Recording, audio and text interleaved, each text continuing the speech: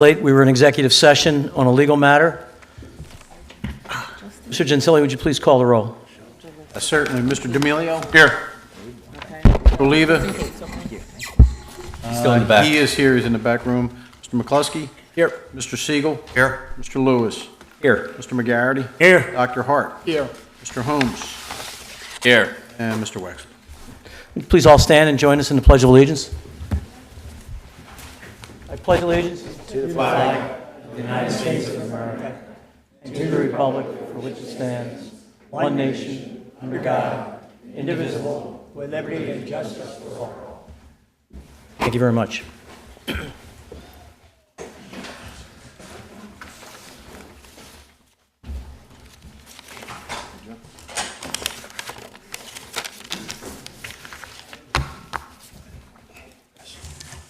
Our first item of business tonight is Civil Service and Police Department appointments.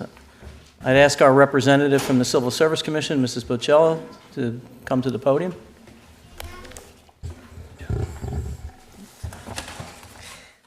Presently, there are 2 vacancies in our police department. So I'll read the names from the certified entry-level list the boards approved April the 9th, 2018. And we have Anthony Hughes, Matthew Uffelman, James Jones. Mr. Mr. D'Amelio. Recommendation to accept the list. Motion made to accept the list. All in favor? Aye. Aye. Okay. Then we have Matthew Uffelman, James Jones, and Drew Schiller. Is there a motion to accept the second? Make a motion. All in favor? Aye. Aye. Mr. Chairman, Mr. D'Amelio. make a motion to accept Anthony Hughes. Motion to appoint. Appoint Anthony Hughes. Uffelman. Accept, appoint. As a Haverford Township entry-level police officer. Okay. Second. Motion made and seconded by Mr. Oliva. Mr. President. Can I, Mr. President, Yeah. can I correct the record? What list got adopted? This is the list that we accepted the first time. This is the civil service I list. know, but I thought I heard Mr. Yeah, we have to move Uffelman. on the first 3. The first list that you gave was the first 3 candidates for the first thing. So we accepted that list. It was Mr. Hughes, Mr. Uffelman, Mr. Jones. And now, Mr. D'Amelio, you'd like to make a motion to accept Anthony Hughes? That's Off. not what Mrs. Bocello said the second time. The second time she gave the next 3, so we kind of jumped ahead. At this point, of the first 3, I'd like to clarify that we appointed the list of the first 3 that was approved. Ken, you need to stand by the mic. I'm sorry. Could you stand by the You mic? need to, we can't. Oh, we've had some of them withdrew, so we skip over. Yeah, no, Mrs. Bocello, I'm sorry. I believe that we all have the same list. I thought I heard you say Mr. Uffelman, Mr. Jones, and Mr. Schiller. You did. But why? We don't do that list until we've already adopted We're the trying to correct it. She jumped. We She have jumped to the gun. appoint Anthony Hughes first. Okay. You're right. So the first list. We should have appointed Mr. Hughes first. Right, but more important, we should have adopted a list that included Mr. Hughes, Mr. Uffelman. and We Mr. did. We did. That was approved. We At did this that. point, we're going to stop. And now, Mr. D'Amelio, please make your motion again. Okay, I make a motion to appoint Anthony Hughes as a Haverford Township entry police officer. Second. Second by Mr. Oliva. Mr. Gentili, would you please call the roll? Mr. D'Amelio? Yes. Mr. Oliva? Yes. Mr. McCluskey? Yes. Mr. Siegel? Yes. Mr. Lewis? Yes. Mr. McGarity? Yes. Dr. Hart? Yes. Mr. Holmes? Yes. And Mr. Wexler. Yes. Now you do the Okay, second now list. the next 3. Matthew Uffelman, James Jones, Drew Schiller. And Mr. Chairman, Is this list, all in favor of this list? that's what I was doing. Aye. Aye. Aye. Okay. Go ahead, Mr. D'Amelio. Mr. Chairman, I'd like to make a motion to appoint Matthew Huffelman as Haverford Township entry police officer. Second. Motion made and seconded by Mr. McGarity. Mr. Gentili, please call the roll. Mr. D'Amelio. Yes. Mr. Oliva. Yes. McCluskey. Yes. Mr. Siegel. Yes. Mr. Lewis. Yes. McGarity. Yes. Dr. Hart. Yes. Mr. Holmes. Yes. Mr. Wexler. Yes. Congratulations, men. Welcome.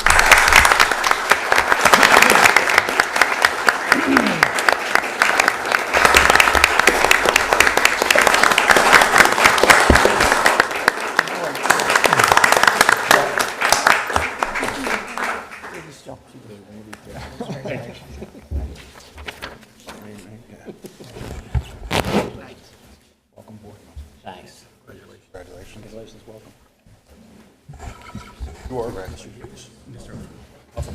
How are you? Welcome. Thank you. How are you? Drop Marius. Whoa, that's not good. We'll take care of that in training. It's just training officer will take care of that. I'd like to make a motion. I'd like to withdraw my, Lieutenant, you going to fill us in on a little background of these guys? evening, everyone. I'm Lieutenant Kelly. The chief, Viola, could not make it tonight, so I'm filling in for him. He passes along his congratulations. So Anthony Hughes is 27 years old. He's a graduate of Springfield High School. He graduated in 2009 from there. He received the Bachelor of Arts from Westchester University in 2013. He graduated from the Delaware County Police Academy in 2014. Anthony has worked in law enforcement for several years and was a full-time officer in Collingdale Borough. He also has worked at the West Pikeland and Westtown East Goshen Police Departments. He currently resides in Springfield Township and is engaged to be married in 2019 to Heather. Congratulations, Anthony.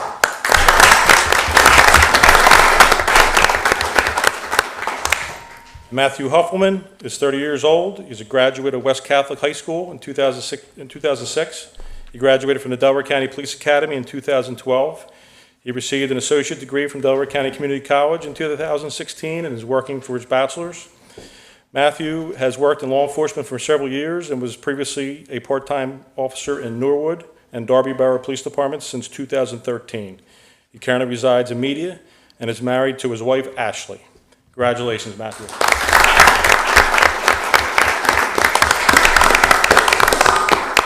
Anthony and Matthew are set to be sworn in on Friday, October 19th to start their Haverford police careers. I wish them the best.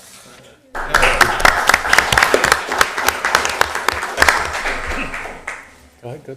Mr. Chairman, can we take a little bit of recess, take some pictures? Sure. Oh, wherever you, want to do it in here? We Go can in do it here. on the board can come. Welcome all the board members. Are there any commissioner committee updates? Yes, Mr. Chairman. Mr. D'Amelio. The police committee met with the chief and deputy chief to receive updates on police matters, and we also met with a group of concerned citizens relating to the police building flying the thin blue line flag. It was a very productive meeting. We listened to the concerns expressed by the residents and the committee. The police chief and the deputy chief provided information relating to the thin blue line flag. Information such as the flag has been in existence for well over 10 years, then that it honors fallen police officers. We all agreed to keep the lines of communication open and that we would meet again when necessary. And I would like to thank my colleagues, the chief and deputy chief, and the residents for agreeing to meet and to always continue a dialogue with each other. Thank you very much. Any other committee updates? Being none, the next item is the Township Auditor update. Mr. Anderson?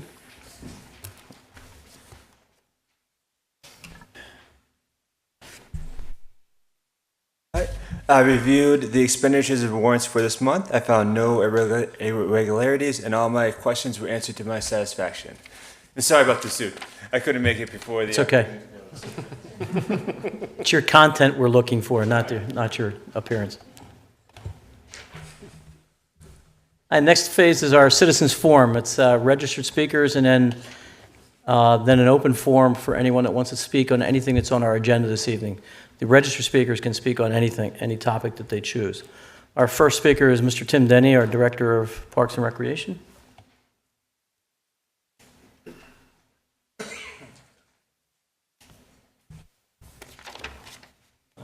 keep an eye on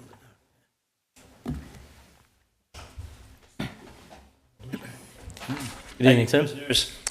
I had asked Larry if, put me on the list just for this time, because I know it's a little unusual. As the board knows, and most Haverford Township knows, we just celebrated our 24th annual Haverford Township Day, and it was a great day for the people of Haverford Township and for the people of Haverford Township to see how well the departments work together.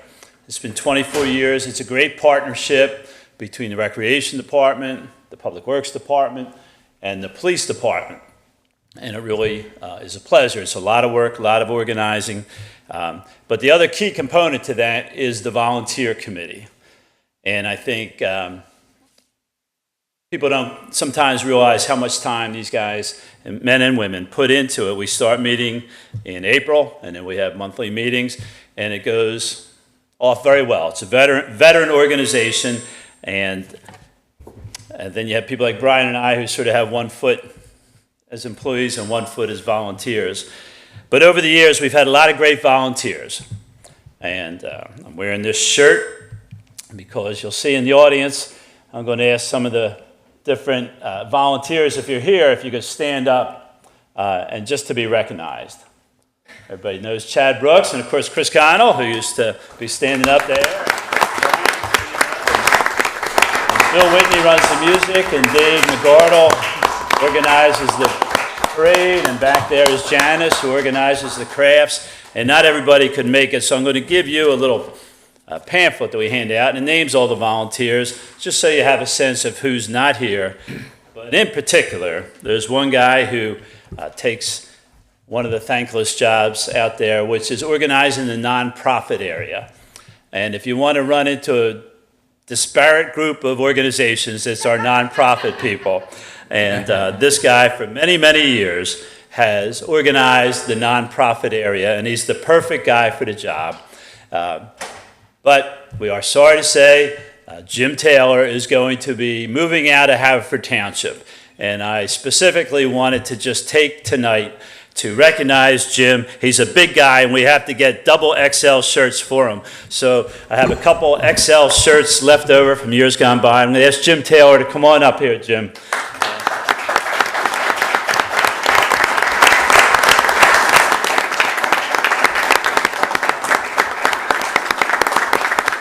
Use double XL shirts for Jim Taylor. I just wanted to thank Jim publicly for his hard work over these many, many years. Many of you know him from different walks of life. He's a community guy all the way, and it has been a pure pleasure to work with Jim.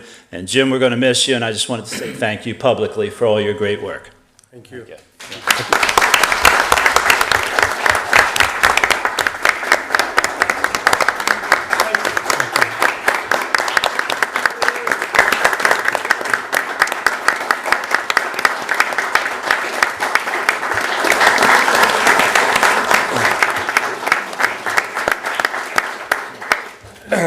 Thank you. As not being much of an emotional guy, this is very difficult, but with a mic in front of me, I will do it effectively. As I go out to the lower southern part of Denver to be with my daughter and the woman that I'd known for quite a few years who had moved out there, nothing will be as special as the leadership and the way this township has handled things professionally.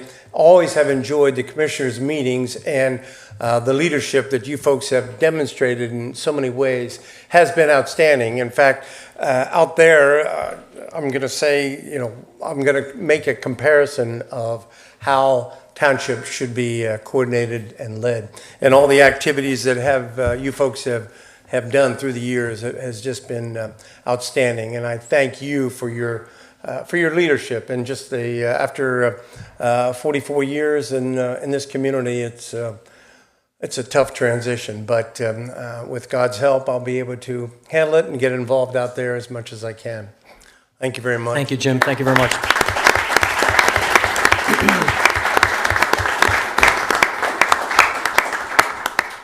Be a tough act to follow here. Our next registered speaker is Chad Brooks on the Grange calendar. Good evening. I know that the Board of Commissioners is familiar with the Grange, but for those that may be watching on TV or in the audience here, the Grange is a property owned by the township, but the day-to-day affairs are managed by the Friends of the Grange. It's a good example of a public-private partnership that works very well. So I'm a township representative to you for the Grange on the board. And I just want to report to you some of the projects and then some of the events. So it's project slash events. For many months, there was an odor of gas in the kitchen in the Grange. And it was very concerning to the volunteers that worked there. It was finally tracked down. As you know, a very old house. The pipes are under and it's a very inaccessible area. So the decision was made to shut that pipe off and cap it at either end to protect the residents. And a new pipe is being driven from the basement, under the walkway on the side of the house and into the kitchen, through the wall in the kitchen. It's being spearheaded by Charlie Gantz, has been invaluable in this upgrade. Part of that, and that led to a discussion about the condition of the heating units in the farmhouse and in the main house. The farmhouse is one of the only sources of income for the Grange. There's a tenant there that pays rent and generate some income.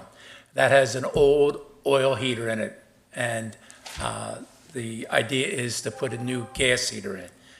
We found out that if we have a gas heater, a gas oven, a gas range, a gas water heater, the PICO will put the gas line in for free. So that will be done very shortly, and we have funds from the Friends of the Grange to convert the heater in the farmhouse. A bigger project is the furnace in the main house. It's a very old, very ancient. It needs to be replaced, and that will be a project for next year, but that should also be gas.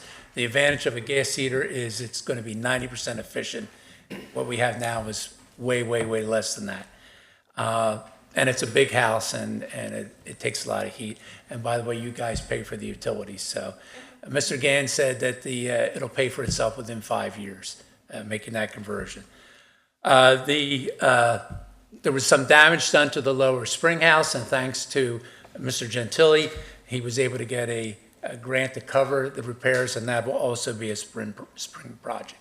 Another project that the township accomplished, there was a drainage that was between the carriage house and the new amphitheater, and it was really a hazard.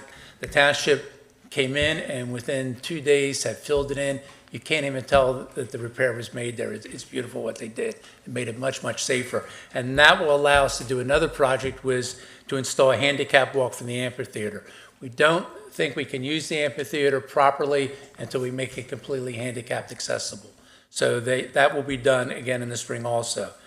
One other project that was accomplished through the Friends of the Grange, funding through the Friends of the Grange, was we have a water wheel. It's a very attractive feature. A lot of people come to see, a lot of people take wedding pictures there, and it was worn out, it wasn't working, it wasn't spinning anymore.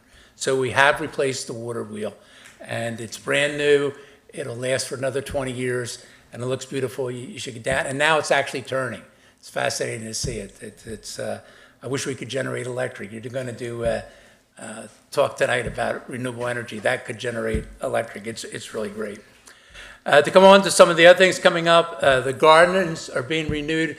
Those of you who may know the history of the Grange, Bessie Hoffman was the last owner, and she was a very well-known gardener and won a lot of awards. They're trying to bring the gardens back to her standard. Ann Barnett is driving that, and she has a fantastic group of people. And if you go to the South Garden, you'll see all those improvements coming to fruition. And Janine Radstatter is proposing the idea of having a book club that would meet at the Grange. The idea behind this is that we would bring people in. They would be potential members and potential volunteers.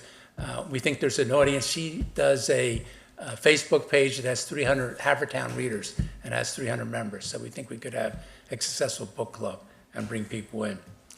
Some of the events coming up. October 14th is the fall open house. There's free admission that day to the Grange, to the tours of the house. and they make scarecrows and paint pumpkins. It is a really popular event, and if you have kids, I highly recommend. The kids really love it. We provide the hay, we provide the makings of for the faces, you provide the clothes. You bring some old clothes, and we'll give you the stuffing. And I love seeing that. I love seeing some of the kids in my neighborhood that come and make the scarecrows, and then I get to see them for the whole season. It's really popular. It's really fun. I highly recommend it. The kids love it. On that same day, those of you who remember Roy Sandstrom, who was an essential member of the Friends of the Grange and passed away suddenly last year, we are going to dedicate a plaque in his honor at 12:30. It will be a very short ceremony, maybe 10 minutes, but we would like to honor him and put a plaque recognizing his years of service to the Grange. The last day that the Grange is open is October 28th, and then that is shutdown day. And we shut down for the month of November, and we start decorating for Christmas. This year, Thanksgiving is as early as it can come. So it's on the 22nd of November. That's as early as Thanksgiving can come in the calendar. So it gives us a very short window to decorate. So Kathy Martin and myself, who are the main decorators in the house, we would like to invite the community to adopt a room and adopt a tree and decorate a tree. So if you know of any community organizations or a private individual who would be interested in decorating a tree, please contact the Grange office.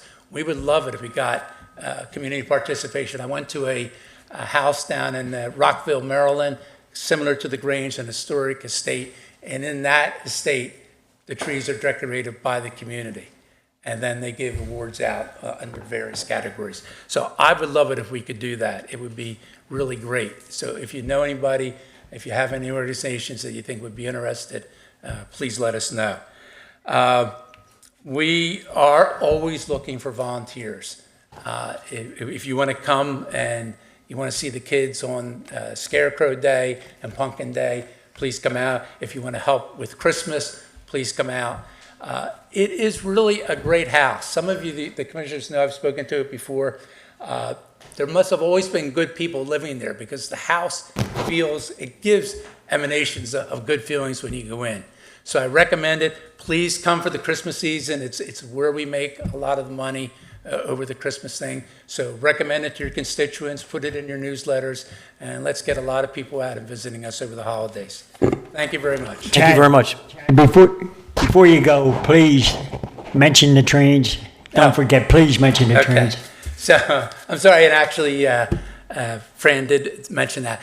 Besides the house itself being decorated, there is a train display in the carriage house that is really second to none. I would challenge to find anywhere in the Delaware Valley, including the Brandywine Museum's display would equal it. If those of you who've seen it know what I'm talking about. It's now 5 levels. Very intricate, river crossings, trolley cars, a whole village, candy cane farm. It's great. So I highly, and the trains are free. The families can come and take pictures at the trains, and there'll actually be a picture day for families. So I highly recommend the trains. It's a great addition. Thank you, Chad. Thank you, Chad. Thank all the friends of the Grange, too. So. Can I just add to that? I'm the commissioner for the Grange, and I just want to add to that all the volunteers of the Grange, they are 100%. They give their whole body and life to the Grange. So please, like Chad said, if you know anybody out there that's interested in joining the Grange, please call the Grange 449-4958. Is that it, Chad? Okay. And get yourself involved. In fact, if you want to see a Christmas display, you'll never see a display like Mr. Brooks does. I'm going to tell you, the whole room is filled with about 10 trees decorated from top to bottom. You got to go to see it. If you don't, you won't believe it. Okay, so thanks again, Chad, for all your work. And by the way, here's a 5K man that won again. He wins year after year in the Haverford Township Day race. When he decides to retire, he's 5 years younger than me. I'm going to get into it because it's from 70 to 82, and I qualify. Thank you all. I throw the gauntlet to the civic associations for that tree decorating contest. So that would be a good thing. I know the civic associations are all looking for something to do over the holidays, so that'd be an awesome thing for them to participate. Thanks. Our next registered speaker is Lauren Baxter. And someone else. Could you just give your names and addresses when? You go first. Okay. I'm Lauren Baxter, 1713 Sue Ellen Drive, Haverford Town. Okay. I'm on a ferry at 2500 Darby Road, Haverford Town. Yay. Okay. Go ahead, ladies. So, hi, I'm Anna, and this is my friend and classmate Lauren Baxter.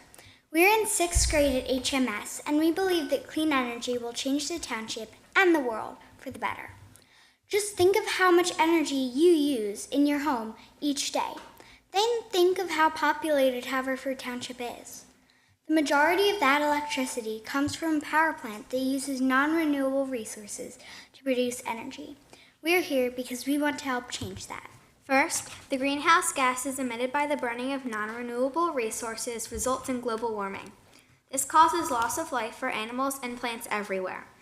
It is also the reason for increasing weather disasters like the 5 hurricanes that ripped through the East Coast and southern tropics just this past year. If global warming continues, then Hawaii, parts of Florida, and the edges of the country will be submerged in water that was melted from the ice caps. Renewable energy reduces global warming by avoiding the burning of fossil fuels. Second, using renewable energy will affect the world for longer than anything else we could invest in. This can impact the future of the world as we know it. Third, as Haverford residents, we think it is important that everyone limits their emissions of greenhouse gases. My house uses solar panels, and Anna's uses geothermal energy. By choosing renewable energy, Haverford Township can help people become more earth-friendly. This will earn the township a great reputation in terms of environmental care. As young people, we will inherit the future that you leave for us, and any problems adults create today will become our problems tomorrow. By doing something now, you can help ensure a brighter future for the next generation. Just this week, the IPCC called for the need to be carbon neutral by 2050. Using green energy will change the lives of many people in the community and help invest in a better future for the world. Imagine being one of the leaders in this movement. Many adults are also in agreement with us. In fact, over 300 people have signed this petition supporting the climate change resolution drafted by Dr. Lutz and the Township Environmental Advisory Committee. Thank you. Thank you.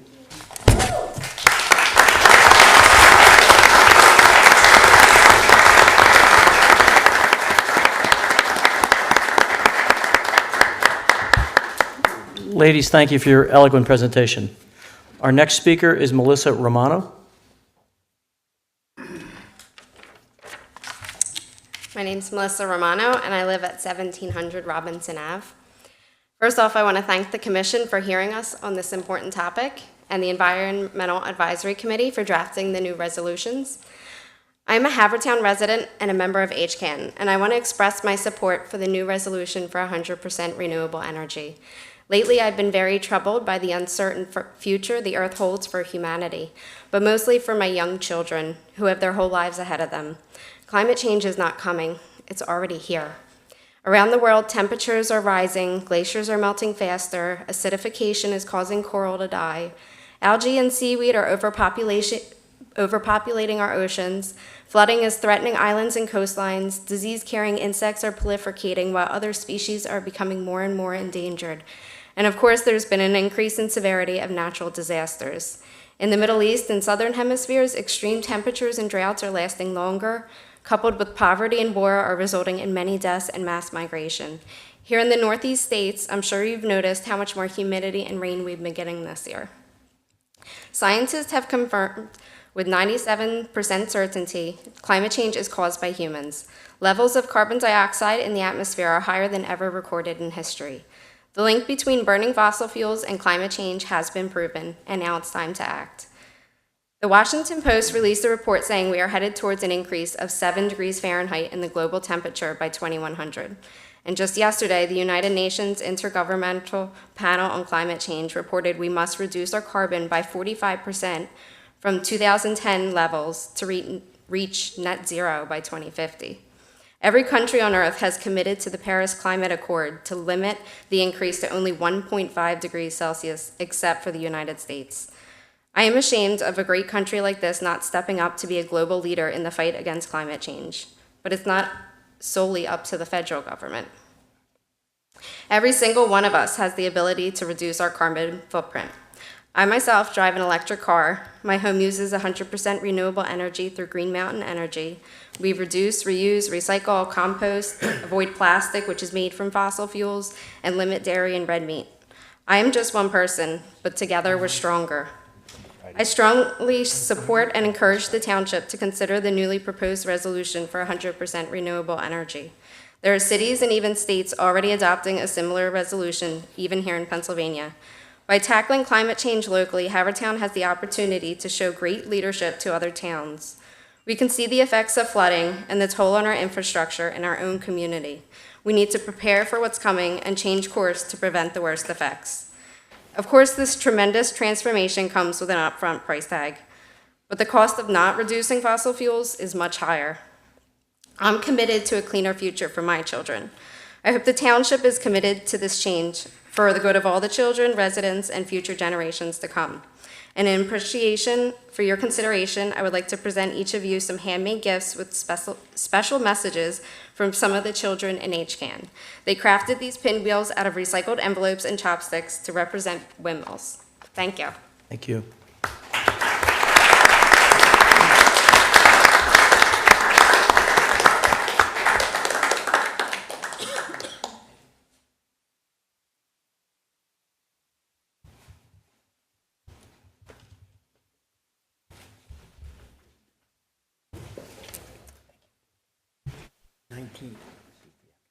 Yeah, 7 p.m. Thank you. Thank you.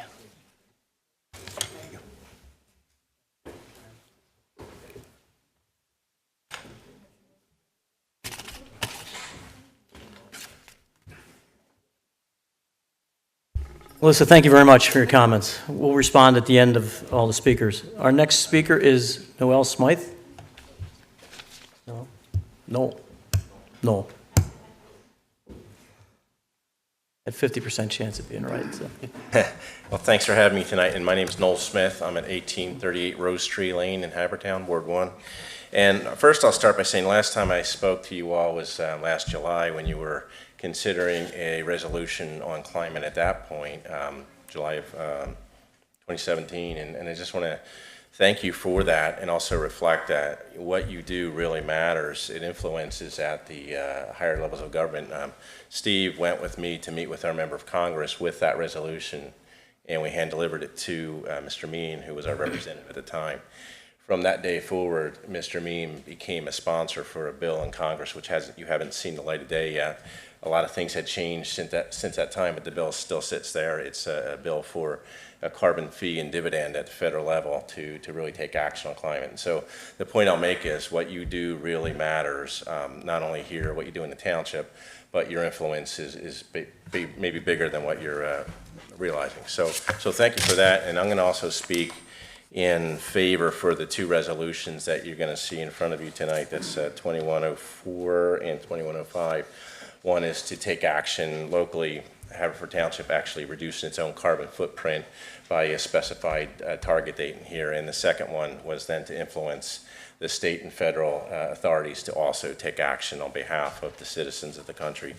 And I'm going to talk a little bit about that IPCC report. It was very timely. It came out Monday of this week.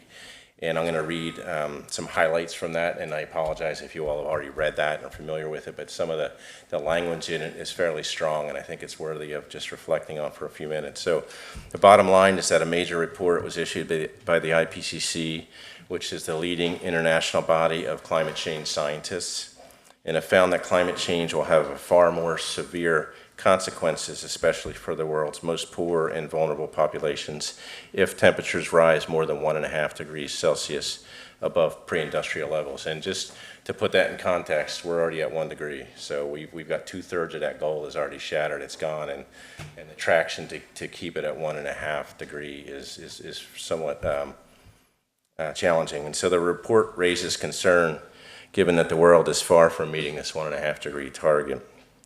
While the report finds that most severe impacts could still be avoidable, it would require an unprecedented level of action within the next few decades and drive significant reductions in greenhouse gas emissions like carbon dioxide and methane. Change on such a scale would require massive transformations in how the world produces and consumes energy, as well as new investments to develop and commercialize new technologies to reduce, store, and remove greenhouse gas emissions from the atmosphere. Ultimately, the report reaches a sobering conclusion that the world is falling far short of addressing climate change. It also perhaps raises a more sobering questions about the types of policy action and trade-offs that society is willing to consider, while longer-term policy implications remain uncertain. In the near term, the report is likely to increase pressure on governments and companies to do more. So some key takeaways: impacts of global warming are happening today. The report found that effects of global warming are already being felt around the world, particularly by poor and vulnerable populations. Sea levels have risen by more than 8 inches since 1880, and extreme weather events are becoming more damaging due to climate change. Negative economic and social impacts are likely, even within warming of 1.5 to 2 degrees Celsius. At 1.5 degrees Celsius, 70 to 90% of coral reefs could perish, compared to nearly all reefs likely to be lost at 2 degrees Celsius. The frequency of an ice-free Arctic Ocean in the summer would rise from about once per century at 1.5 degree to about once per decade with 2 degree warming. In a world that's warmed by up to 1.5 degrees Celsius, about 14% of the population could be exposed to a heat wave every 5 years. That increases to 37% of the population at 2 degrees Celsius.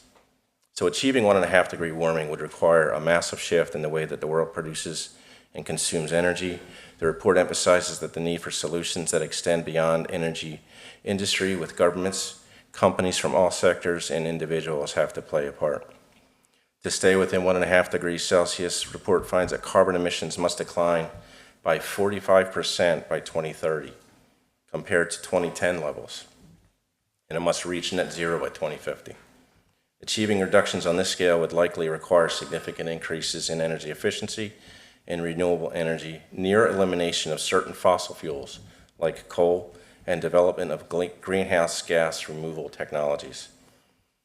Renewables, in order to meet the 1.5, would need to supply 70 to 85% of electricity by 2050, up from supplying of 24% today. Coal would need to be reduced to supplying 0 to 2% of electricity compared to 40% today. And carbon removal and storage. In order to achieve the 1.5 degrees Celsius target, we would need to rely on widespread use of cutting-edge carbon dioxide storage and removal technologies, such as direct air capture. This solution would require significant investment and policy intervention, as they're currently far from being developed commercially today. So thank you for listening to me tonight, and I hope you consider positively the work that was done. Thanks. Thank you.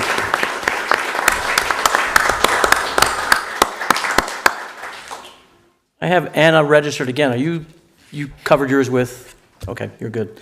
So our last speaker is Lion Baxter. Not here? Okay. Well, thank you to all the speakers. Mr. Denny, thank you very much for your update on Township Day. And Jim, good luck in oh, yeah, well, let me address this in the these people if they want to. Thank you very much. And Jim, good luck in Colorado. We're sad to see you go. You've been a fixture here at our meetings for as long as I can remember. So we appreciate your civic concern and all the volunteering you've done over the years. Chad, thank you for the update on the Grange. I encourage everyone to look on the website for their calendar. We'll make sure it's prominently displayed on the TV station. And again, I can't emphasize enough the trains. I've taken my grandkids there every year, and every successive grandchild loves it. It's all they talk about when we're going back. And the decorations and the Santa Claus display are beyond compare. So we've got a real jewel here in Haverford Township. So thank you and the volunteers that maintain that. And thank you, Mr. McGarity, for providing your wife and the hard work she does down there as well. Does a great job, believe me. She pulls me down there all the time. Get away from Jimmy. The next couple speakers on climate control, I don't know about the rest of my colleagues, but when I see two young women in 6th grade come up here, it reminds me of last year when the two young women came up for the hurricane in Texas, and they raised money at Coopertown for the school there and to resurrect their science labs and their facilities there. But you are our future. I know the adults spoke, but the impact that hits me comes from the youth, because the things that we have to do, we have a hard job. We do have to spend your money and our money today for certain things, but we also have to keep an eye out for you guys and your children. So we have to actually, even though we have to spend and control the budget and keep Mr. Gentili happy, because he's the guy that we task with keeping the taxes low and everything, we do have a responsibility to look forward, not only for things like climate change, but things like the library, things like our facilities, our sewer infrastructure, things that you don't see. I always liken a lot of the work that we do as a board up here is what your parents do as homeowners. You spend a lot of money to put a new roof on, $10,000, $20,000 to put a new roof on over your head to protect your family and your house. Nobody notices it though. Nobody looks at your roof or cares that you spent it. You spent the money and it was well worth it. It was a great investment. And there are a lot of the investments that we have to make here. We have to spend tough money. Mr. Gentili has to manage a budget that's very hard to do. He has to spend it places where the general public doesn't see it. Sewer infrastructure being the one that nobody sees, it's underground, but it's very important. Our trash collection, trucks to take the trash to the recycling centers and so forth. But to me, it's very heartening that you guys have an interest in it. I'm proud that we have a school system and you have parents and family that encourage you to pursue that dynamic. And I think we as a board recognize that our youth are the future, and we're there. And we also thank the adults that came up, the technical information that Mr. Smith presented to us. And we will discuss the resolution this evening, and you're welcome to stay and hear that discussion from all the commissioners. But we sincerely appreciate your input, especially the young people and the other people as well. But you are our future, and your concern hits us square in the eyes. So thank you very much, all of you, for speaking. And now we move to any member of the public that would like to speak on an agenda item that we have on our agenda this evening. Is there any member of the public who would like to address the board on an agenda item this evening? Yes, Peter.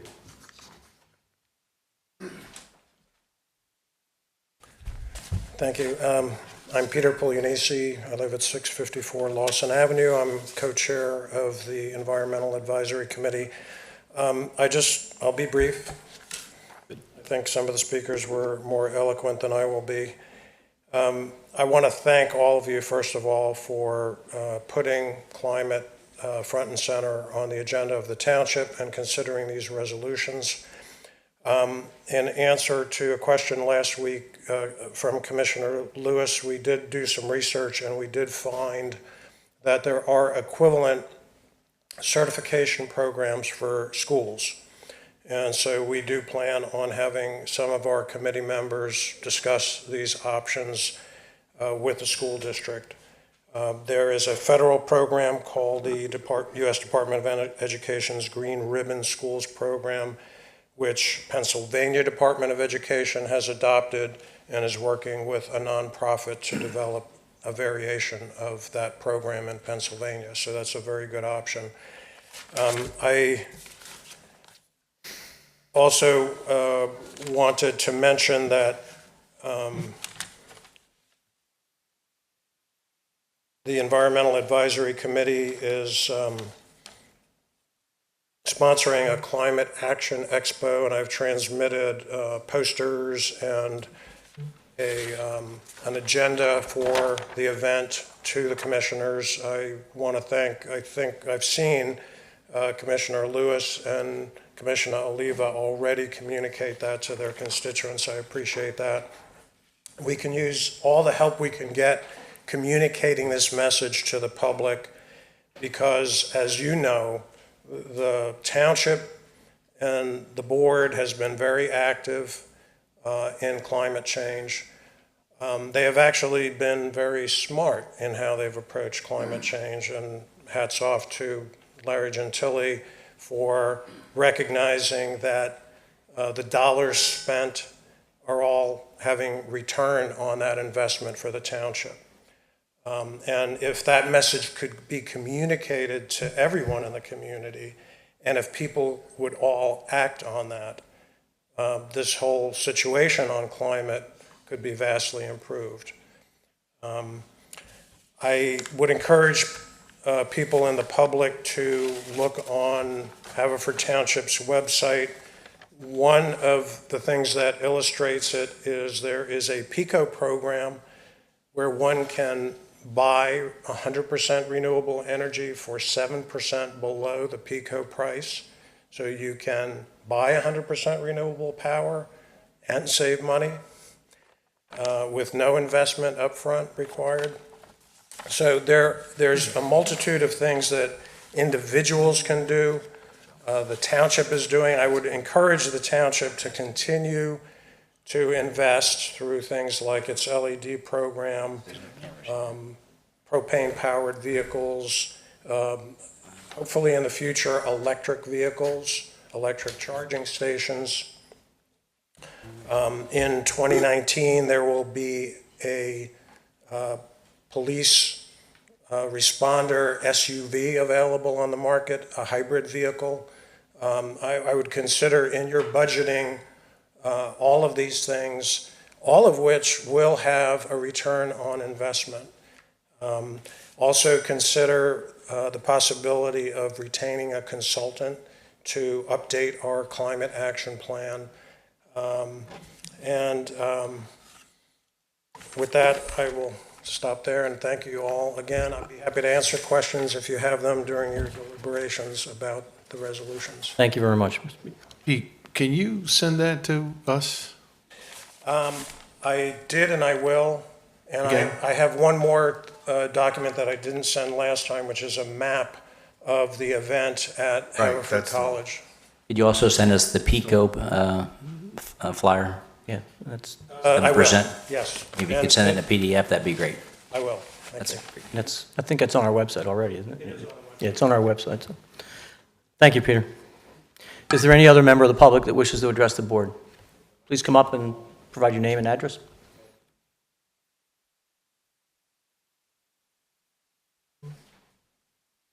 My name is Jenny Fair. I live at 2212 Olcott Avenue in Ardmore. I just wanted to make sure you all knew. The last article I read said that renewable energy will be cost competitive with fossil fuels generally by 2019. In some markets, renewable energy is already cheaper than fossil fuels, and so the article I read said 2019. And then I'm not sure what happens thereafter. I would suspect that perhaps renewables may become even cheaper. Anyway, I'm telling you that because I rarely read it, I rarely see it. And for me as a business person, when I first heard about Pennsylvania going 100% renewable, I thought, what's the cost? What's the cost? And so I thought I'd let you know that in terms of future planning, the cost is advantageous. And also, I believe that fracked oil has a very short lifespan, 2050, I think. And so that's also going to raise the long-term costs of fossil fuels. Thank you. Thank you very much. Thank you. Any other members of the public? Yes, sir. Hi, my name is Steve Clark. I live at 205 Mill Road. This is just a tag for what Pete says. I also run PICO's Smart Ideas program, and we are going to be organizing with Larry a big check presentation for the rebates for the streetlights for $53,000, and I think the previous phase was just $25,000. So you can see some of the finances of how it's smart to do all these things we're talking about. So we'll work with you more on that, and make sure you're aware that there's rebates available to do all of these kind of things we're talking about. Thank you. Thank you very much. I think you just made Mr. Gentile's evening. Is there anyone else who would like to address before I close the session? Yes, come on up.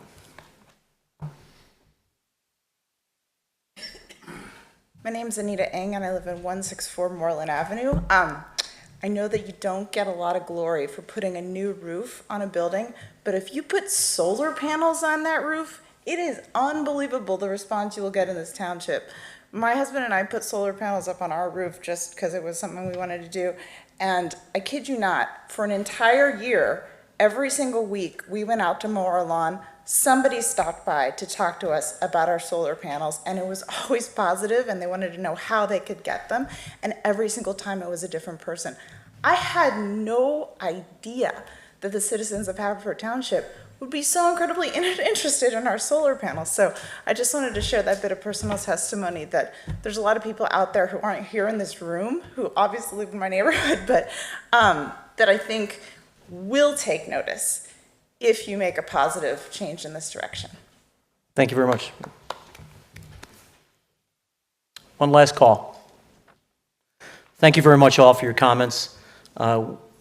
It's heartening to know that everybody's there, and I agree on their solar panels. My neighbor just did it to his house, and he's got enough solar panels on there that he recovers 110% of his monthly energy costs. So he's selling back to PECO. But thank you very much, and we'll move on. Our discussion on the resolutions will take place in a very few minutes as soon as we get through some of this other business. Our next item is number 6, is the approval of minutes. Mr. Chairman? Mr. D'Amelio? Make a motion to approve the regular meeting minutes of September 4th, 2018. Second. Motion made and seconded. Any questions, additions, deletions, corrections? Being none, please call the roll. Mr. D'Amelio? Yes. Mr. Oliva? Yes. Mr. McCluskey? Yes. Mr. Siegel? Yes. Mr. Lewis? Yes. Mr. Garrity? Yes. Dr. Hart? Yes. Mr. Holmes? Yes. And Mr. Wexler? Yes. Item number 7 is the approval of warrants. Mr. President. Mr. Holmes. Mr. President, I move we approve warrant number 10 of 2018 totaling $4,758,771.47, comprising the general and sewer fund payroll for September 6, 2018 in the amount of $664,468.40. The general and sewer fund payroll for September 20th, 2018 in the amount of $659,357.62. The general and sewer fund payroll for October 4th, 2018 in the amount of $651,847.01. General fund disbursements number 10 of 2018 in the amount of $1,974,706.02. The sewer fund disbursements number 10 of 2018 in the amount of $264,067.02. Community Development Block Grant Fund disbursement number 10 of 2018 in the amount of $168,690.31. Capital Projects Fund disbursement number 10 of 2018 in the amount of $369,889.58. And a credit card statement ending September 27, 2018 in the amount of $5,745.51. Second. Motion made and seconded. Any questions? Mr. President, our auditor has been through these warrants. Any questions that review he raised to our personnel and our finance department, and those questions were all answered to his satisfaction.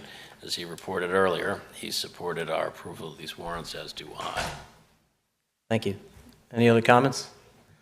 Please call the roll, Mr. Gentili. Mr. D'Amelio? Yes. Mr. Oliva? Yes. Mr. McCluskey? Yes. Mr. Siegel? Yes. Mr. Lewis? Yes. Mr. McGarrity? Yes. Dr. Hart? Yes. Mr. Holmes? Yes. Mr. Wexler? Yes. Item 8, Mr. President. Mr. Holmes. Mr. President, I move that we authorize Mr. Gentili and Ms. Cuthbertson to execute documents relating to the purchase of a 30-month certificate of deposit with Franklin Mint Federal Credit Union. Second. Motion made and seconded. Discussion? I will ask Ms. Cuthbertson to correct anything that I get wrong, but basically this is an opportunity for us to invest short-term some funds that we have prior to their expected expenditure, and this is the best investment for them. Do I have that correct? Yes, that was fine. We do try and move money around in the township to banks who have a local presence and who can give us a good rate, and they were able to. So that's why we're here before you tonight, to get your approval. Thank you. Thank you. Any other questions? Please call the roll. Mr. D'Amelio? Yes. Mr. Oliva? Yes. Mr. McCluskey? Yes. And Mr. Siegel? Yes. Mr. Lewis? Yes. Mr. McGarity? Yes. Dr. Hart? Yes. Mr. Holmes? Yes. And Mr. Wexler? Yes. Item 9, Mr. Chairman? Mr. D'Amelio. Motion to adopt the second reading of ordinance number P19, 2018, authorizing traffic restrictions on the following highways. Established parking of all vehicles prohibited at all times. Oak Way, west side from Glendale Road to a point 125 feet south thereof. Second. Motion made and seconded. It's the second reading. Any questions? Please call the roll. D'Amelio? Yes. Mr. Oliva? Yes. Mr. McCluskey? Yes. Mr. Siegel? Yes. Mr. Lewis? Yes. Mr. McGarity? Yes. Dr. Hart? Yes. Mr. Holmes? Yes. And Mr. Wexler? Yes. Item 10, Mr. President, Mr. Oliva. make a motion to adopt the first reading of ordinance number P20, 2018, further amending and supplementing Chapter 126, Parks, Playgrounds, and Township Property, Article 1, Public Parks and Playgrounds. Second. Motion made and seconded. Any comments, questions? I think this clarifies language, and we did the names of the park where, This will allow dogs in the Coopertown Park specifically. right? It was left off the original ordinance, I believe. Right, this is to clarify. This is Correct, that's what I said. It's- changing what our original plan had been. That's correct. Please call the roll. Mr. D'Amelio? Yes. Mr. Oliva? Yes. Mr. McCluskey? Yes. Mr. Siegel? Yes. Mr. Lewis? Yes. Mr. McGarity? Yes. Dr. Hart? Yes. Mr. Holmes? Yes. And Mr. Wexler? Yes. Item number 11, Mr. McGarity. Number 11, motion to adopt first reading of ordinance P21, 2018, authorizing the installation of traffic restrictions on the following highways. Special purpose parking zoning in front of 9 Strathmore Road. Parking of all vehicles prohibited at all times. Columbia Road, both sides from West Monroe Road to a point 400 feet north thereof. Second? Motion made and seconded. Any questions, as this is a first reading? Please call the roll. Mr. D'Amelio? Yes. Mr. Oliva? Yes. Mr. McCluskey? Yes. Mr. Siegel? Yes. Mr. Lewis? Yes. Mr. McGarity? Yes. Dr. Hart? Yes. Mr. Holmes? Yes. And Mr. Wexler? Yes. Item 12A, Resolution 2104, 2018. Mr. President, Hart. motion to adopt resolution number 2104, 2018, resolving that Haverford Township will join with other leading towns and cities to transition to 100% clean and renewable energy community-wide, and set a goal to complete this transition to 100% clean renewable electricity by 2035 and 100% renewable energy for heat and transportation by 2050. The Board of Commissioners will continue to use the Haverford Township Environmental Advisory Committee as a valuable source of guidance in the creation of an energy transition plan for achieving these goals, to include interim milestones, financial impacts, equity metrics, potential financing mechanisms, and percentage of clean energy that is locally produced. And the Board of Commissioners will encourage all township residents to participate in the planning and implementation process. The clean and renewable energy will be defined as carbon-free and pollution-free energy generated substantially from renewable sources such as wind, solar, small hydro, tidal, and geothermal. Locally produced and distributed energy is prioritized whenever feasible for the resilience benefits it provides for the community, and the Haverford Township will seek sustainable PA communities certification to be recognized for its efforts by the public and in grant applications. Second. Motion made and seconded. Who seconded? Mr. Oliva seconded that. Or McCluskey. McCluskey. Mr. McCluskey did. You sound like me. Any questions, comments? Does anybody want to Yeah, Mr. President. Mr. Lewis. I'd like to read into the record, if I could, a letter that all of our commissioners have received from the president of Haverford College in support of these resolutions. I'd first like to, before I read the letter, I'd like to first say what a great neighbor Haverford College has been over the years. In so many respects, going back to the 2000 U.S. Open, we wouldn't have had the U.S. Open had it not been for Haverford College and their willingness to allow hospitality tents on their campus. So we would not, again, without their support, there would not have been a U.S. Open at Marion in 2013. They've always allowed public access to their nature trail. I don't know whether any of you have been on that trail, but it's a wonderful trail. Wonderful trail. Anybody from the public can access that trail. It's a wonderful community asset that they make available to everybody. They also permitted the township to locate the paramedic building on their college campus at no cost. Is that correct, Mr. Citelli? And they just redid the intersection of where Railroad and College Avenue meet. They just redid that intersection to make it a safer intersection and to allow for safer passage of pedestrians. And most recently, they just were awarded, or a petition was granted for moving of the polling location to the Haverford College campus. So they'll be hosting polling, or a polling place at the campus, and they've gone out of their way to make it very accessible and to provide adequate parking for the public. So Haverford College has been a wonderful neighbor in so many respects, and most of the campus is in the 5th Ward. Most of their dorms are in the 5th Ward in Haverford Township. So I'd like to read this letter into the record by Kimberly Benston, who's the president of Haverford College. Members of the Board of Commissioners, on behalf of Haverford College, I write in support of the climate plan resolution currently before you.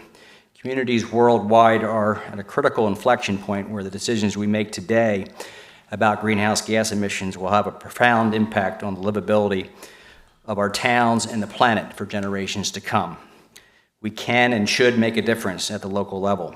In parallel with the efforts the resolution proposes for Haverford Township, Haverford College, too, will continue to take action to meet or exceed the goals of the Paris Climate Accords.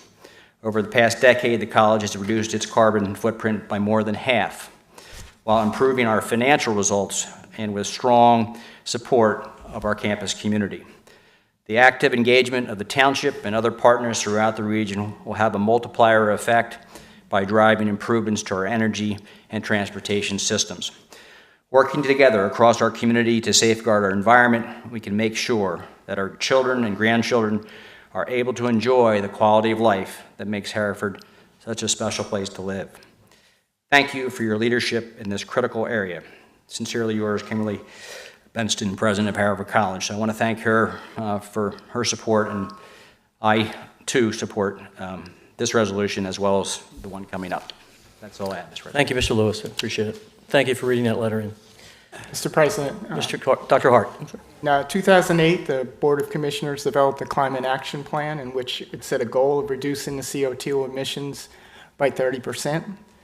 As we found out earlier this year in a report by the EAC, the township has already achieved the municipal operations component through the introduction of LED lights and purchasing of electricity from CO2-free sources. The township should be congratulated for this, but not surprisingly, our actions haven't reversed planet's warming trend. Just yesterday, as mentioned earlier, the Intergovernmental Panel on Climate Change, a group of 91 scientists from 40 countries, were convened by the UN to guide world leaders. And as also described earlier, they described a world of worsening food shortages, wildfires, and massive die-off of coral reefs as soon as 20 years in the future. This is not very far in the future at this point. Avoiding the most serious damage requires making significant changes to the way in which we produce and conserve energy. This is about preserving a livable planet for our children and grandchildren. And tonight's resolutions provides the board with an opportunity to voice our concerns and to take some small steps to address this issue. Thank you, Dr. Hart. Anyone else? Bill, can I just add what my two colleagues just said? I agree with, and particularly with one of my colleagues beside me before, who was out in the audience and always in favor of all these environmental issues, and that's Chris Connell. So I plan on supporting this, but in all fairness, you guys have always said that I've been around here when the first township building was built. And now you're saying about in the year 2050, I just figured it out, I'll be 109 years old. I don't think I'll be here. Okay, but I'll vote for it.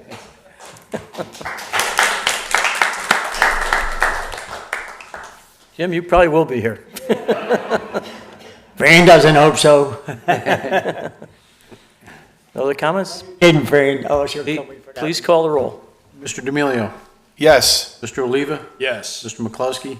Yes. Mr. Siegel. Yes. Mr. Lewis. Yes. Mr. McGarity. Yes. Dr. Hart. Yes. Mr. Holmes. Yes. And Mr. Wexler. Yes. Item 12B, Resolution 2105. Mr. President. Dr. Hart.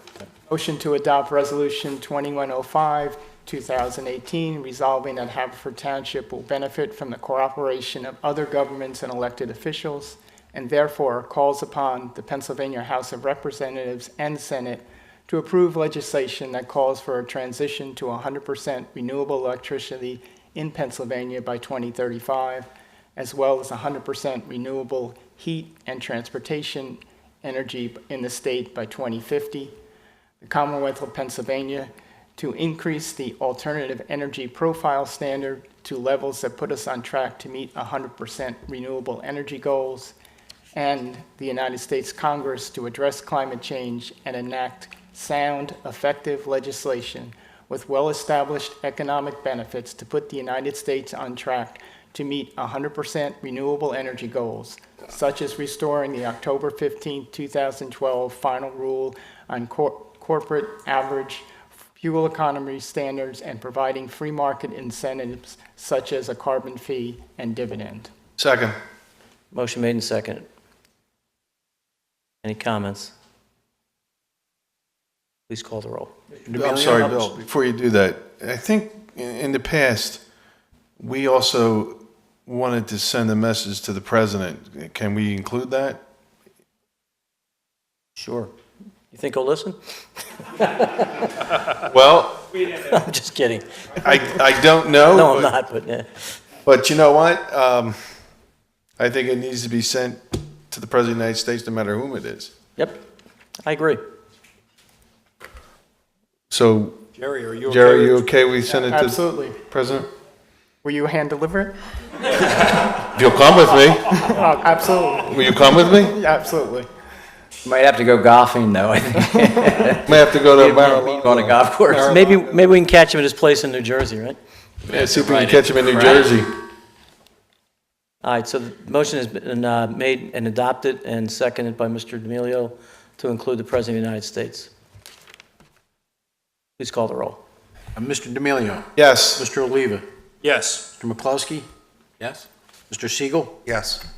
Mr. Lewis. Yes. Mr. McGarity. Steve, I'd be very happy to go with you, and I vote yes. Okay. Dr. Hart. Bus Yes. trip. And Mr. Holmes. Yes. And Mr. Wexler. Yes.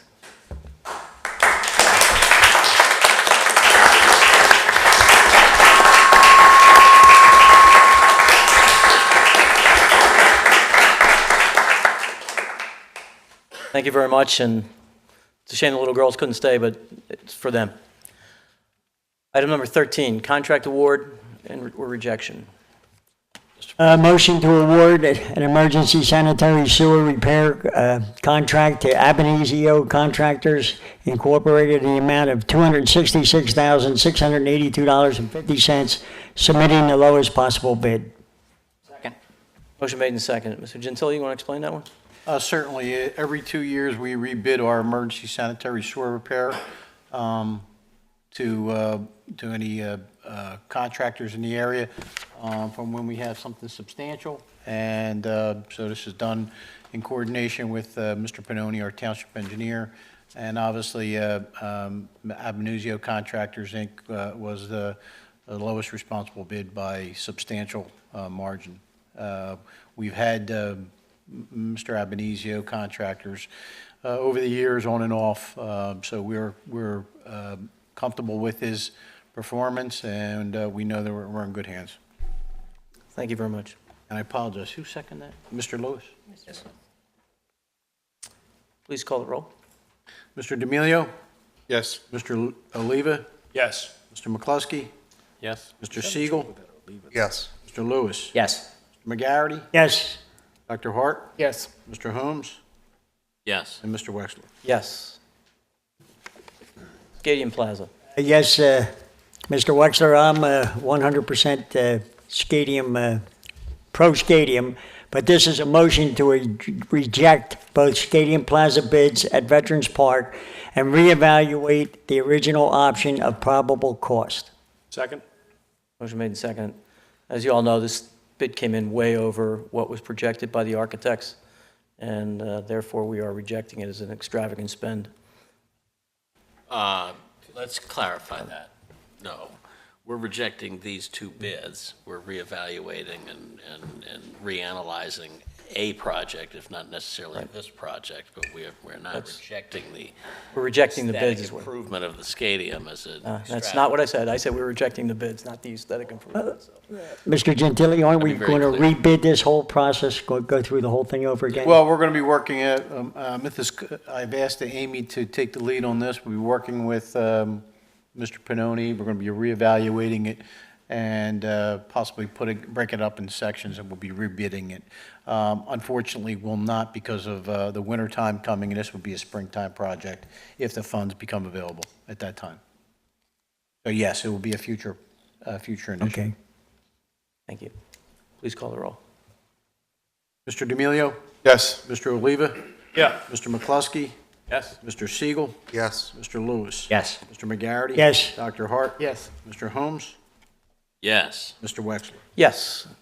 Number 14 is a continuation of the citizens forum for any non-agenda items. Is there anybody in the public that would like to address the board at this time on any subject that they so desire? There being none, let's move on to new business. Is there any new business by any member of the board? I had one item was brought to my attention by several constituents. I'd like to ask the township staff to work with all our advisory committees and our committees that put forward all the events that we do and try and schedule.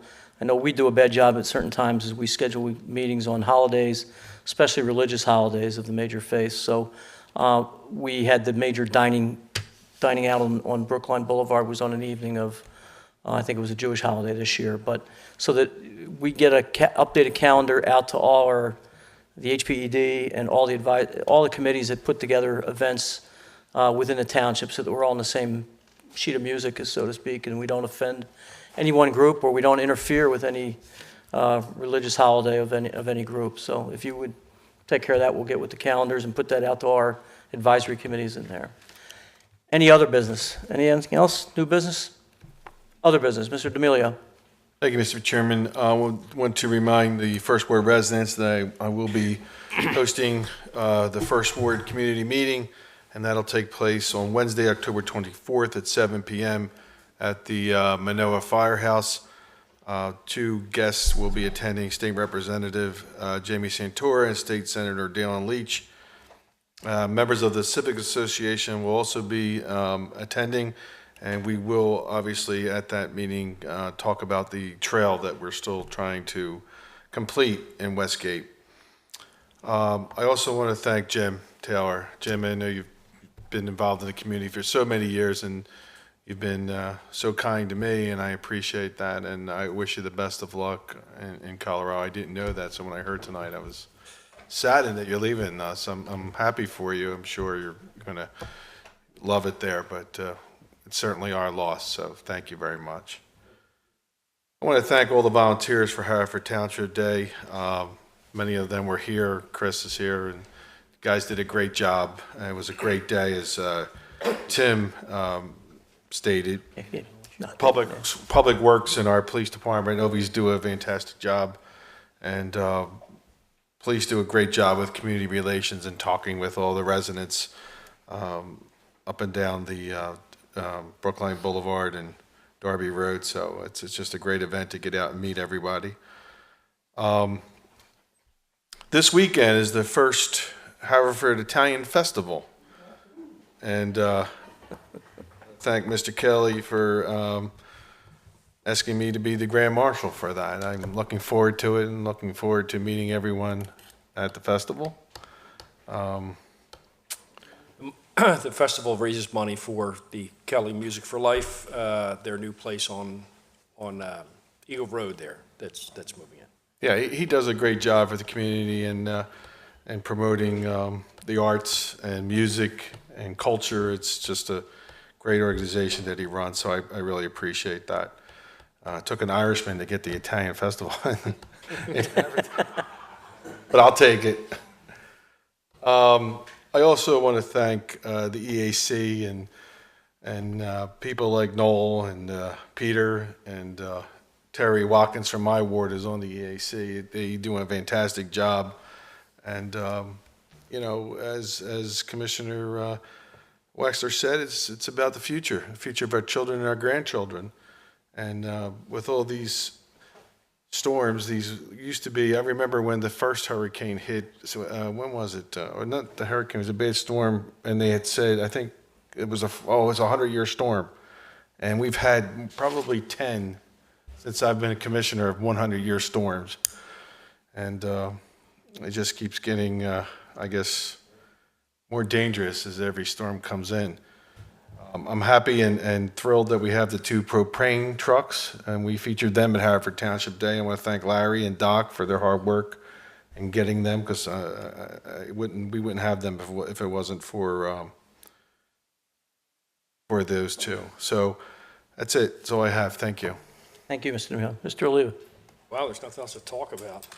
I'm sure you'll find something. I want to thank. You can always ask Mr. Holmes. He's always got a bunch. You wait. Lanark, please no.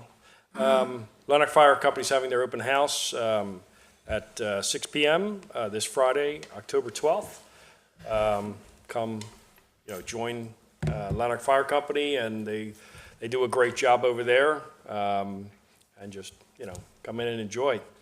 As Steve said about Kelly Music for Life, what a great organization, and they are opening next year right on Eagle Road a venue for our younger generation to to stay off the streets and get them something to do in what when I was a kid there wasn't much to do here in Haverford Township, and now with a lot of the programs going on, and now with this, it's a great place to live. So with that, that's all I have. Thank you. Mr. McCluskey. Sure. As I said last month, on October 11th, the Oakmont Fire Department is having their annual open house from 7 to 9 p.m. So if you can make it out to that, that would be great. I also, in discussing storms, cognizant of the fact that there is a hurricane that is headed in the direction of Florida and then up the East Coast at the moment. So, send our best wishes and thoughts to anybody in that Panhandle area. I know, in particular, we have some family in Tampa area and would like to send best wishes to them. The other thing I want to bring up is we don't have a meeting until next November 13th, and the reason for that is we do not have a work session in November. And the reason there is no work session in November is because on November 6th there's an election. And I'd just like to remind everyone that more powerful than tweets and more powerful than Facebook likes or any other social media aspect or signs or protests or speaking at commissioner meetings or even anything we do, more powerful than all that is the power of each individual American citizen has every 6 months or so to vote in a primary election and then in a general election. So I would encourage all the residents of Haverford Township to take this opportunity that we don't have every month or every day to share their thoughts, not through any aspect of social media, but through the action of walking into one of the polling places and pulling a lever. That is how we in an American democracy voice our displeasure or voice our satisfaction or voice our agreement. And I would encourage everyone to do that. And that's all I have. Thank you. Mr. Siegel. I'll follow that up. As people who know me have heard me say many times, the way you affect change and the way you accomplish whatever you desire, it doesn't matter what the issue is at the polling place. If you want change in your local community, you vote for commissioner, school board. This election gives you the opportunity to vote for a senator, a governor, a new congressman or congresswoman in our district, plus an interim election that will give whomever wins seniority over anyone who is new to Congress next year. This is an important election.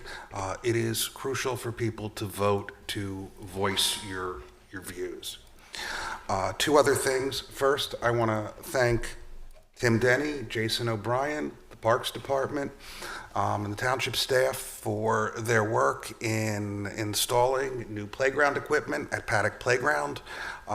You did a great job. We were able to accomplish this sooner than we had expected with a lot of community input. So thank you very much. I've already gotten some favorable response. The neighborhood appreciates it very much. Lastly, there will be a constituent meeting jointly held by me, Commissioner McCluskey, and Commissioner Hart on November 7th. When I did my newsletter over the weekend, I was jet lagged from being in Colorado and didn't include the time. It is at 7 p.m. in this room on Wednesday, November 7th. For our three wards. Also in attendance for that meeting will be 4th Ward resident, Delaware County Councilman Kevin Madden, who we invited to join us in addition to the various township officials. So it's an opportunity for you to actually communicate directly with Delaware County Council member. And that's all I have. And thank you, Mr. President, for your comments about scheduling. I greatly appreciate it. You're welcome. Mr. Holmes. Mr. President, thank you. Mr. President, I have a couple scheduling announcements. First, on October 17th here in the Township Building, the Human Relations Commission will be hosting a town hall on diversity and inclusion. I think it's very important that people come out to this event. We have already participated at the board level, at least at the committee level, with some of the conversations among the police and HCAN and the school district to address issues of diversity and inclusion. And this is something that's very, very important to the HRC, is something that's very important to HCAN, and I hope both those organizations recognize that it's something very important to the school district and to our police department and to we, commissioners up here, as representatives of your local government. So I encourage as many people as can to come out on October the 17th here at the Township Building, I believe 7 p.m., and participate in that. If you can only go to one thing in October, I would say go to that one. But if you have 2 nights free, I will be hosting a constituent meeting on the 23rd at Chestnut Walled School, and I can assure you, you will have not seen an elected official, or let's say a government official, dodge, parry, or avoid questions since the Supreme Court nomination hearings a week ago. So if you could, anybody in the 6th Ward who's interested in meeting with township staff and representatives of the police department, as well as me, I encourage you to come out, and we'll bring you up to speed on anything that is going on in the township and address any individual concerns that folks have. And then finally, I'm happy that we have the coincidence tonight of discussing climate change, and then our next meeting isn't until after our next national election. There are steps we can take over the next 20 years, we can take over the next 50 years that might help our climate globally, and it might help our climate nationally. But there's steps we can take in 28 days that get us toward that goal. We can put people into office who listen to science. We can put people in office who listen to people's worries about guns. We can put people in office who do care about things like diversity and inclusion. And the only way we can do that is to register to vote before midnight tonight if you have not yet registered, and then 28 days from now to vote. It is the single most effective thing we can do as people in the United States to make sure our opinion is known and that the government that represents us truly represents us and represents our ideals.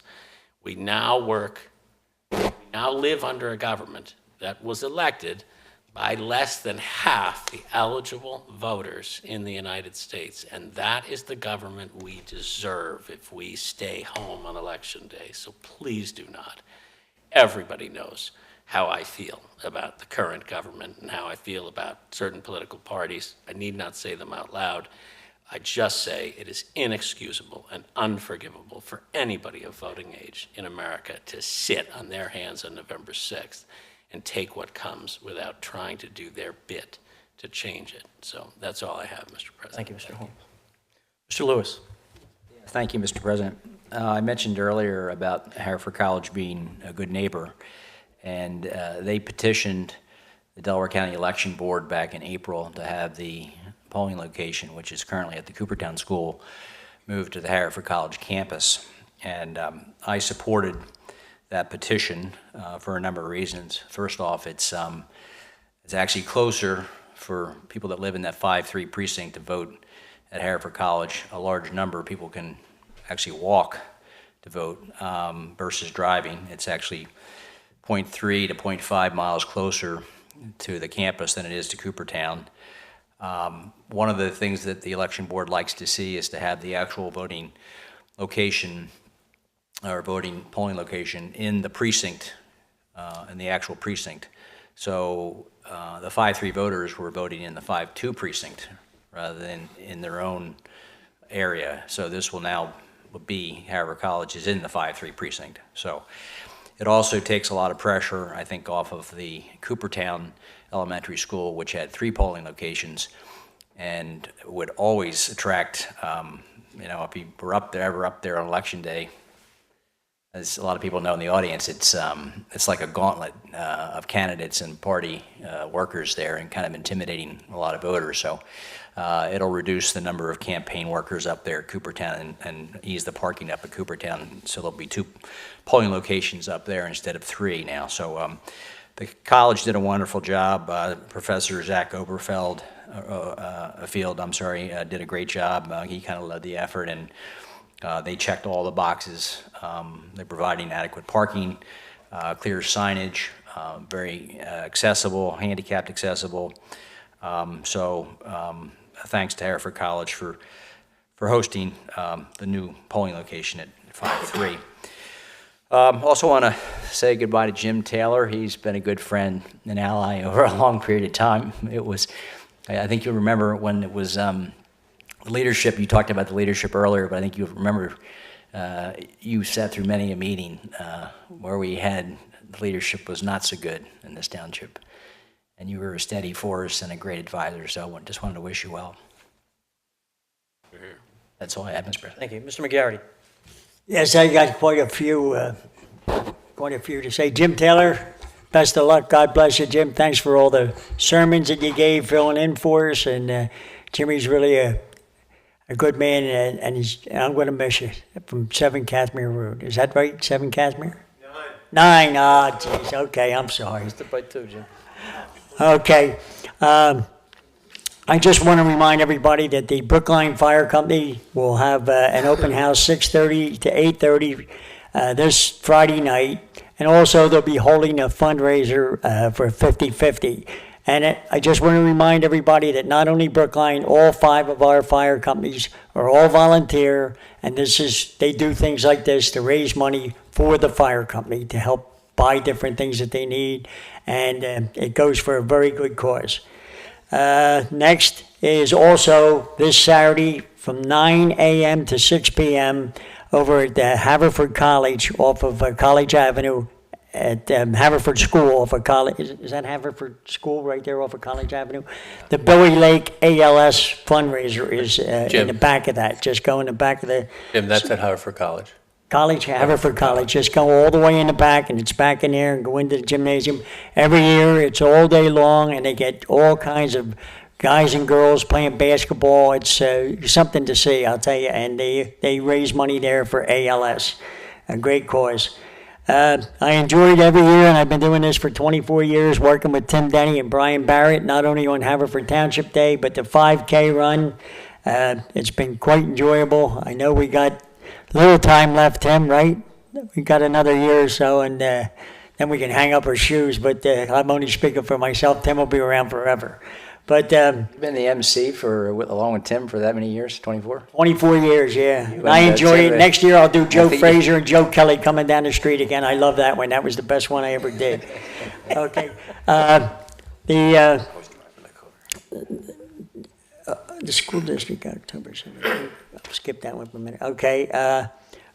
Please remember, there was people here earlier, the Grange Estate, and yes, my wife is the president of the Grange Estate. Joe Martin's wife is one of the heads down there, and the food department and all. And listen, they're always looking for volunteers. It's a fabulous place, and they need more volunteers. And please go down to the Grange Estate, Christmas time, Christmas party. They have a wonderful Christmas party. Go down there and check it out. Once you go there, you'll enjoy it. We have a lady, 84 years old, from Andy Lewis's ward.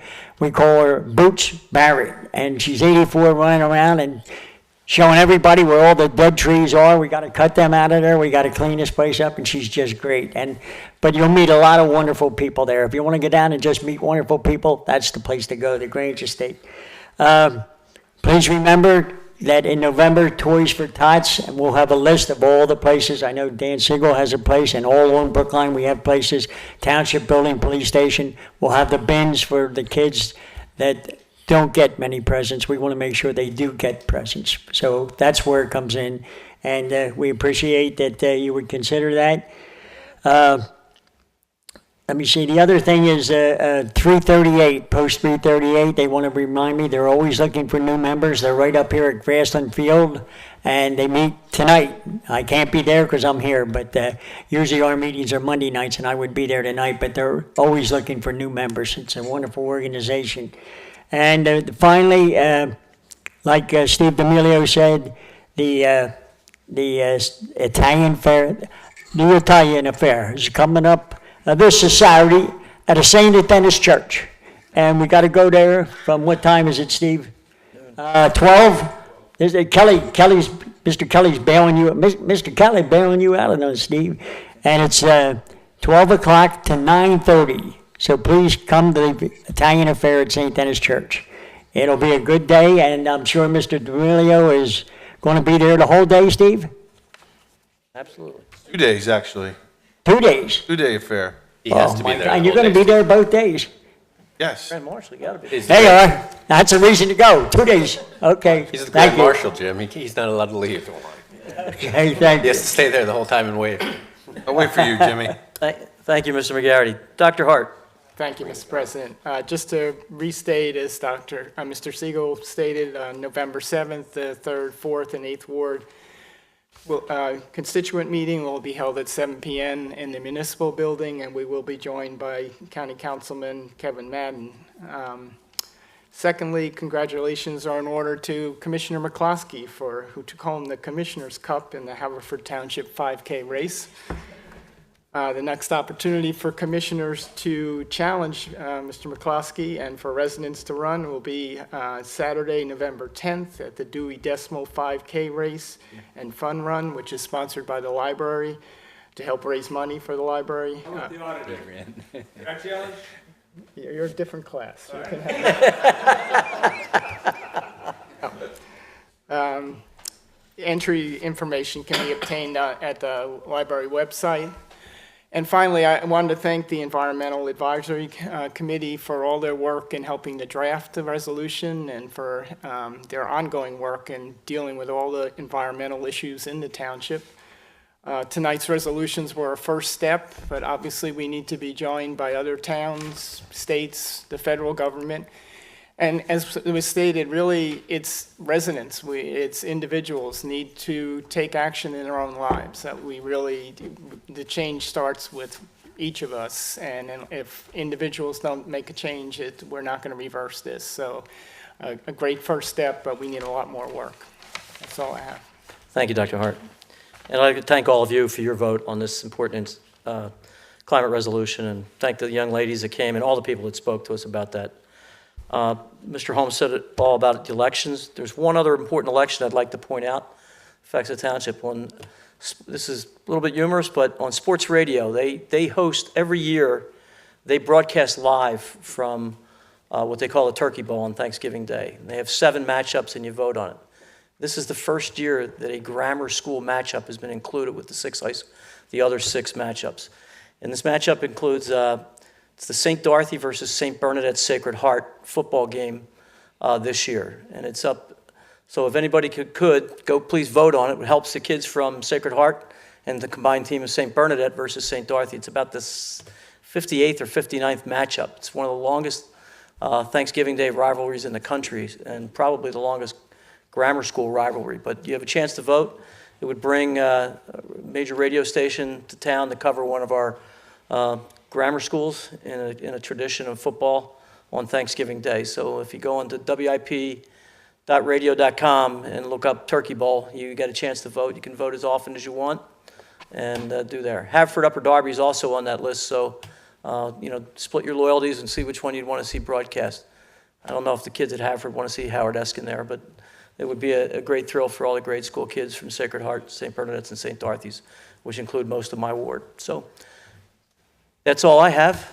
I'd entertain a motion for adjournment. Motion to adjourn. So moved.